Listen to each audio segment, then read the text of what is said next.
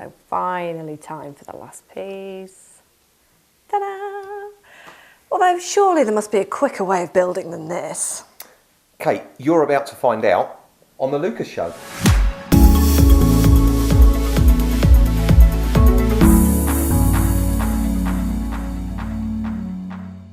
Hello and welcome to the second edition of the Lucas Show with me, Kate McIntyre. And me, Danny Lucas. Show 2, I can't believe it.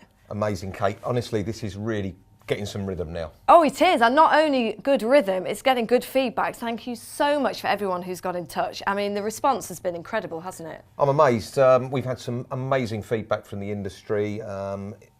People are telling us it's the new benchmark, it's the new way to go. They're really impressed with the production quality. So it's totally got the Lucas style to it, which I'm really pleased about. And we couldn't ask for more. No, well, I hope we've not peaked too early. Let's try and do one better with show 2 today. Now, already we're getting settled into our home here, and I can't believe you've added a bit to the furniture. A couple of awards have sprung up here, so you need to tell me about what's going on. Well, this is quite an achievement for the business. So the National Technology Awards, first time it's been in the construction domain, and Lucas won that last year for the first time. We were the first winners of that category. This year, we've gone and won it for a second time. So we've now got 2 awards here, which we're very, very proud of. Amazing. The team must be made up. Totally. I mean, they were on a complete high on the night of the awards, and it made me celebrate big time. So why winning something like this so important to you and everyone here at Lucas? Well, with the whole drive towards innovation and technology in construction and Construction 4.0, it's all about pushing boundaries and doing things in a more advanced way.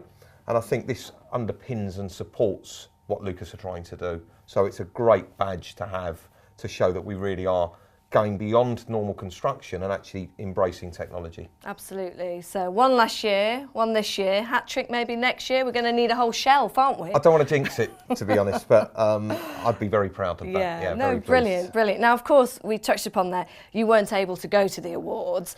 So normally when the boss is away, everyone back at the office is putting their feet up, but they were out winning this for you. Well, yeah, I mean, unfortunately, I couldn't be there. While the Lucas team were being judged here, I was actually in Amsterdam judging myself, an amazing competition. Yeah, so remind me what that competition was, because I know we spoke about it in the show last week with Ted. Yes, so AXA Nobel, owners of Dulux Paints, held an international competition called Paint the Future, and it shortlisted 21 companies to be put into a judging process, of which I was a judge, and there were some winners last Thursday as well, which I was already celebrating that.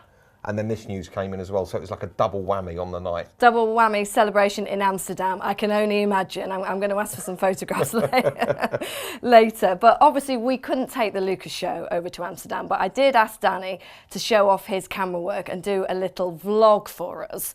So you did do that, didn't you? I did. Are we going to see it now? You can watch it now, Kate. Let's see how professional it looks. Take a look at this. Yeah.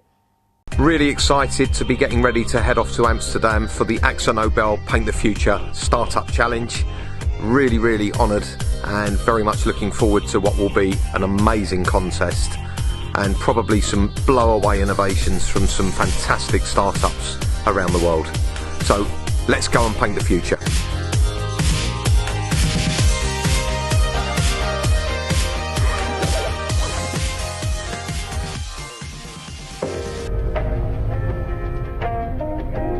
Leaving the familiar world of Lucas, I was off on the Eurostar.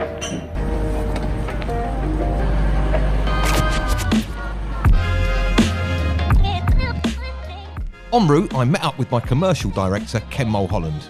Without him, I would have been completely lost. We're now in Belgium, or Brussels. Brussels in Belgium, yeah. We're in Brussels in Belgium. Eventually, we arrive in Amsterdam. The city's amazing, the weather's fantastic.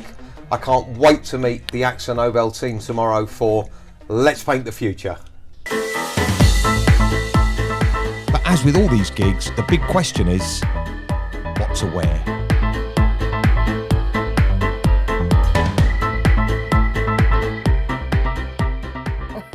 Now, before we even get on to your wardrobe, the bunny? Well, my daughter got very upset but I had to take it. Okay, and the bunny's returned. It is, safely. I was relieved. I Please- thought I'd forget that. Please tell me you forgot the shirts. Did you leave them there? No, I actually didn't, Kate. I've got them here to show you today. Have you? Yes. Let's have a look. I know, no, let's not have a look. All right, let's have a look. I know a lot of work went into these shirts. So tell us a bit more about why you did this and, Well, as and who did it. a last minute idea from the Lucas team was that I needed to go out there. The dress code was colourful. That's what it said on the invite from Axo Nobel. So I thought, can't let them down. So in true Lucas style. Now, excuse me, anyone who knows Danny, if you put colourful on the invite, he's not going to disappoint, are you? So you didn't. Go on, carry on. So we've got three attempts here, three versions, if you like, Okay, so from the Lucas team. So first Neil one here. Staten, our joinery manager, came up with this great design. It's got the Lucas cubes and, of course, Paint the Future, on the back. Okay. And then next one. Well, I wasn't brave enough to take this. I've got to say, Ariel, our sprayer, is very adventurous when it comes to colour, and in true style, he went to town here, but I just felt that I would have been overpowering. So we are going to keep this. It's a great memento, but unfortunately that didn't make it. Excellent spraying though. Yeah, all right. And then this one, And the one that made it, the Lucas Pro Finish brush. I think Paul Baker takes the credit for this. This was the one that really did go to town on that evening and stood out, so I was very proud to wear that. And it's great though, because the team all obviously got involved with it as well. Absolutely. And were part of it. They're sprayed, so it's in keeping, not only colourful, but sprayed colour. Exactly. Tell you, stand still long enough here, you get sprayed, don't you? Well, you'll be pleased to know Danny is not in charge of my wardrobe, so please make sure they're in his wardrobe, not mine. I'm only messing. So, shirts aside, tell me a little bit more about the awards. So, who was on the panel? I know obviously yourself. I was one of 8 judges. There was 3 other independent judges, and the rest of them were from the Axo Nobel board. So it was quite an honour to be in the room with such amazing people, very influential in terms of technology and their knowledge. And we went through a 4 or 5 hour process of shortlisting from 21 companies.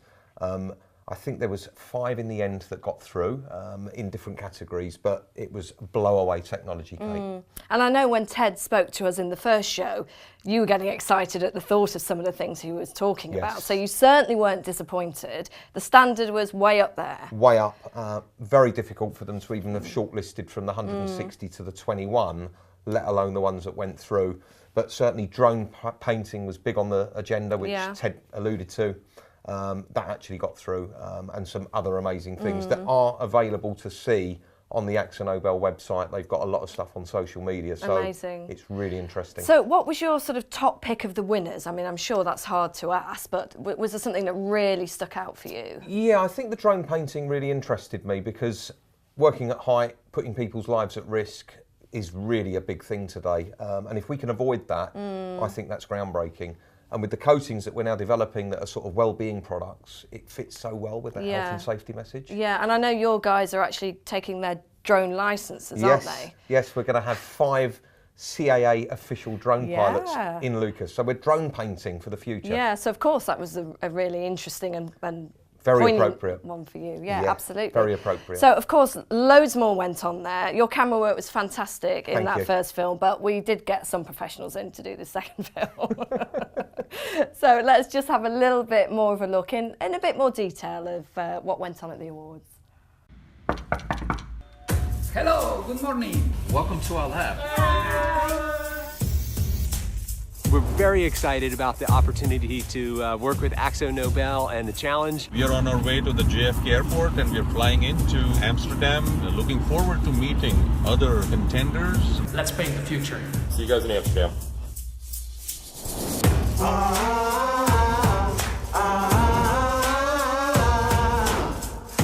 We're here at Paint the Future to try to make paints and coatings a bit more sustainable and to make them a bit better.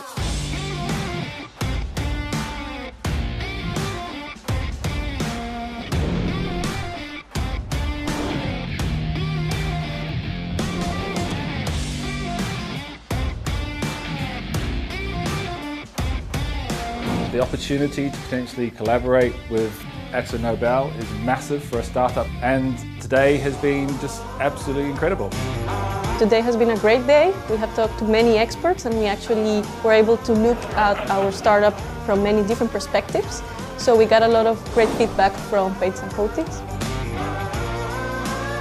We are very happy to join in the Paint the Future Accelerator. Participating in this event has been an enriching opportunity for us.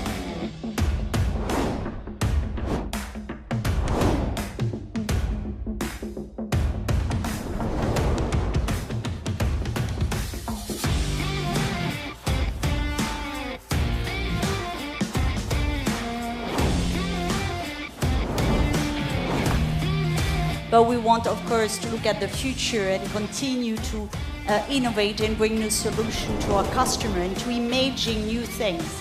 Are you ready to hear who the winners are? SAS Nanotech! Q-Layers! This was exactly what we needed at this point. We see a lot of potential in collaborating with AkzoNobel. And we're really happy that you've chosen us. We're really excited to be partnered with you guys and share your vision of success. We turn waste back into resources. It was really, really interesting, and we learned a lot. Experts were really well read into our company. They did an amazing job. We learned a lot today.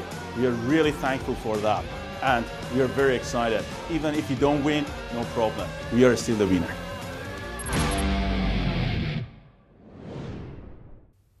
You know, the thing that really struck me there is it's a real big deal, isn't it? It's global. This is a big thing for AkzoNobel. I mean, we're talking one of the biggest paint manufacturing companies globally. This is a worldwide thing that they've done. It is changing the future. And great to see those little bits on the film, people coming in from all over the world, getting excited about it. Yes, it was huge. And to be there was just electric. Yeah. Electric. So, sticking with the future then, let's move on to another area that really apparently could be the future of construction.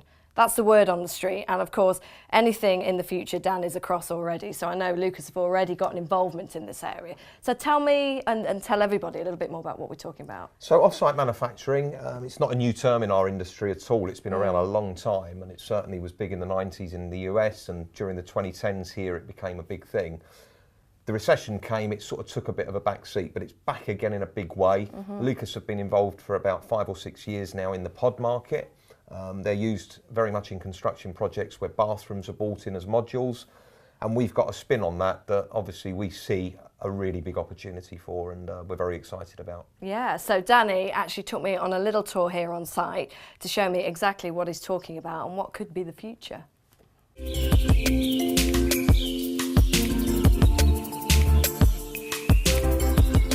Kate, I'm going to take you into what we call the Innovation Centre now, but it's also a workshop, and we've got a very interesting bathroom module that I want to show you. I'm quite intrigued about that. Thank you. So these pods down here sort of dropped into new buildings now?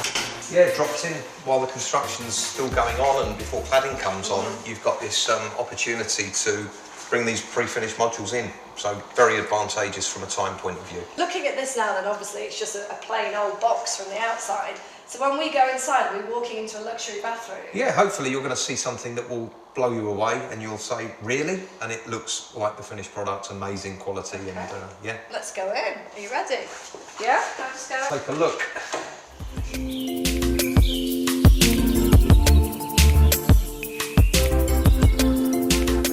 See, all the finishes are all absolutely done. Nothing to do on site.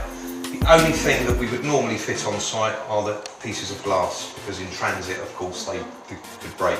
But apart from that, everything's done. So it's tiling, flooring, all that underfloor heating. Underfloor heating, electrics. It's tested, it's commissioned, it's ready to go, and it's pre-finished. So that must be another benefit then, if everything's tested as well before you drop it off, of course. There aren't hopefully going to be those mistakes or things on the ironing out list. all of those blockers that you can have on a construction project. So it's all obviously beautifully put together, but what happens if 6 months down the line, a year down the line, something breaks, or I desperately want to change my colour scheme? Do you have to take the whole pod out? Well, the reality is that it's no different to what we do on site, but we're just doing it off site. So it's building work, but done in a manufacturing approach. So the reality is there's access panels, there's cavities that you can still get behind to service elements. So it's no different, and of course you can still change things if you want to. So we've obviously gone from modules being dropped into buildings to something being dropped into your car park here. Well, I talked about another project, and rather than doing what everyone else is doing, that seems to be bathrooms at the moment, I thought, you know what, I'm going to go and do something different. So we came up with this concept of thinking outside the ordinary, and then we realised that spelt the word Toto, and from that we created the Toto Pod concept. So this looks fantastic, and Danny, I assume similar to the other ones, this is all made off-site. Absolutely, yeah. Well, after you this time. Thank you, Kate. I mean, this is incredible. I feel as though I'm stepping into my own little flat here.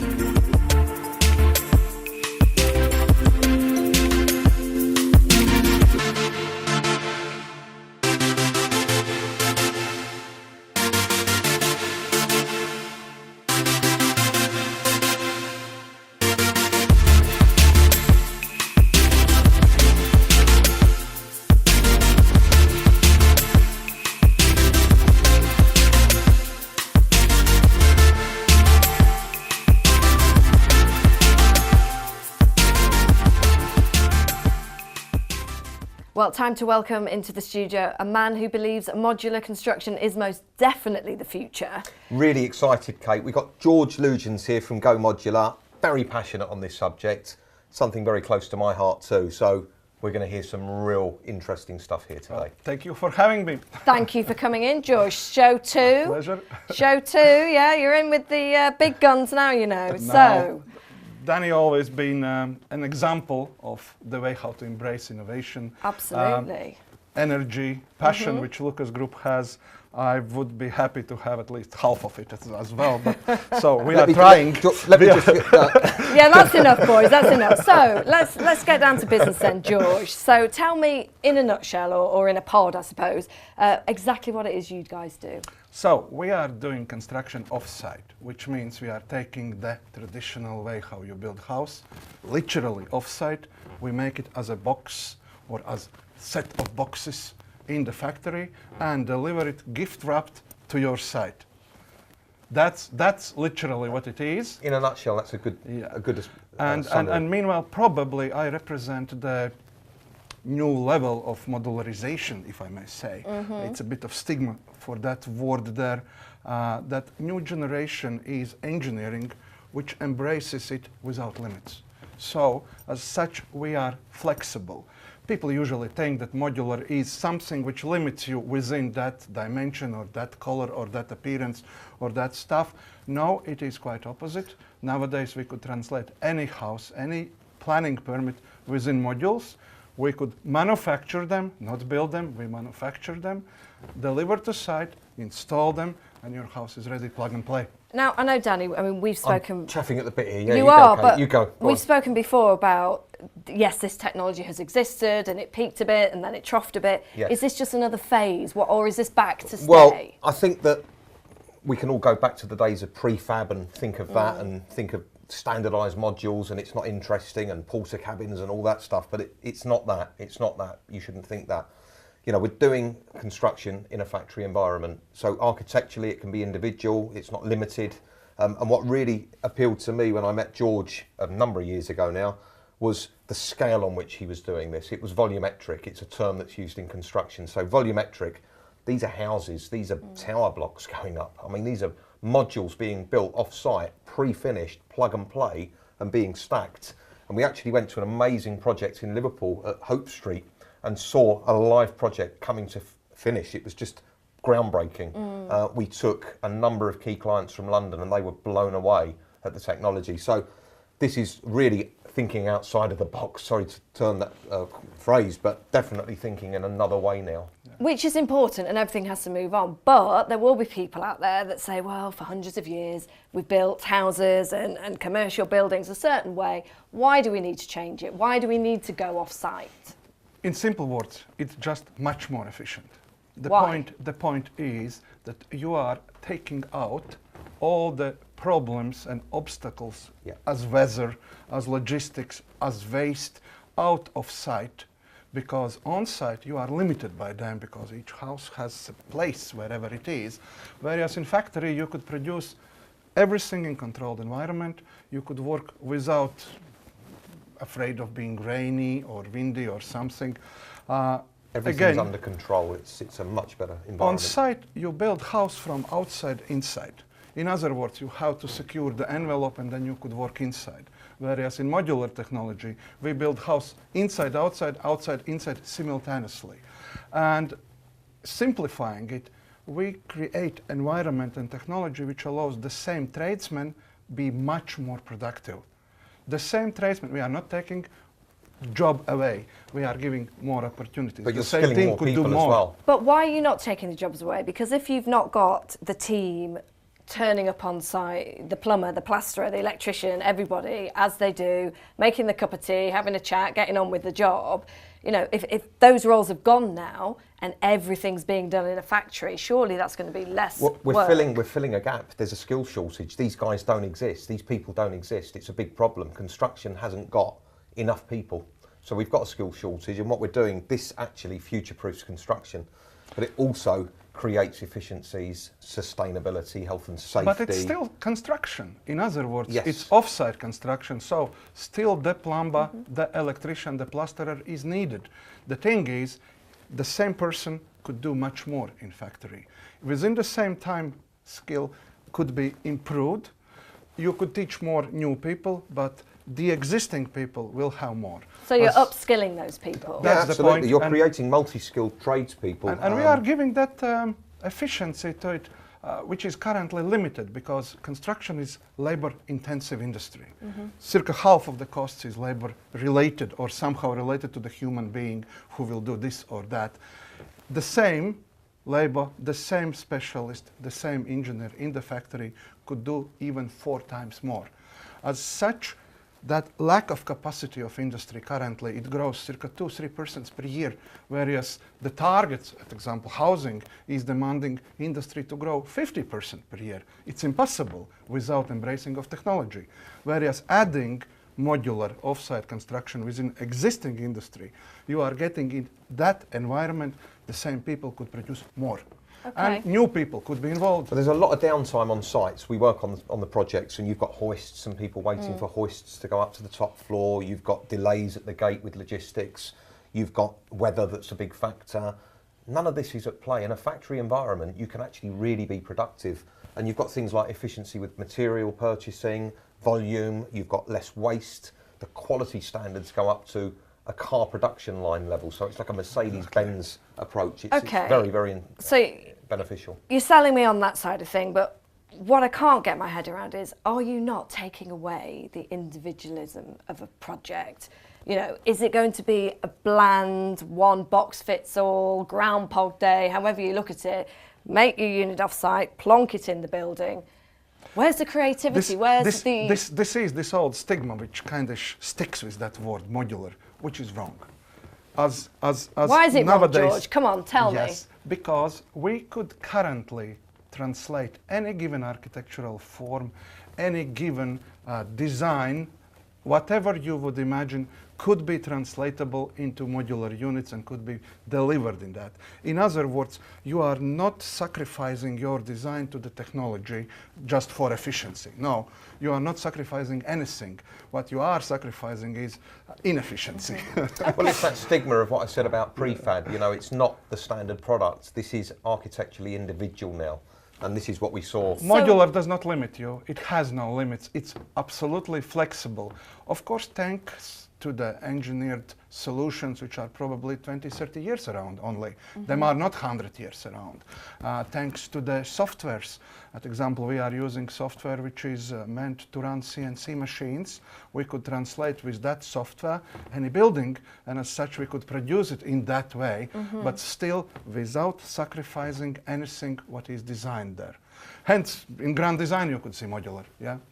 So, Danny, then, how are we supposed to change people's perceptions about this? Because clearly the wrong messages are out there, or people are interpreting things the wrong way. But I think it's got to just be thought of as a normal way of building. I mean, rather than it being an add-on, it's a bit like the health and safety message that we spoke about, where, you know, years ago it was an add-on, now it's the way we work. Off-site's the way we work. We just think of off-site manufacturing with everything we do.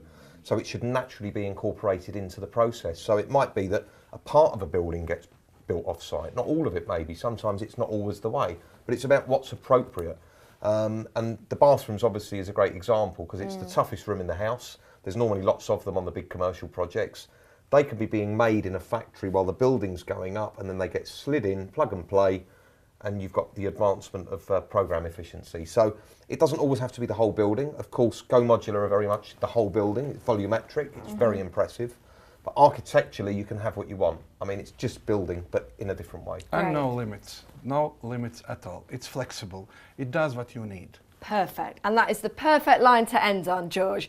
Thank you very much. You have convinced me. And yeah, I mean, it is the future. You're part of it. So let's see where it goes. The enthusiasm's there, and it's been a pleasure having George on the show, for sure. Thank you very much, George. Well, that's the end of our second show. Before the third one, what do you need to do?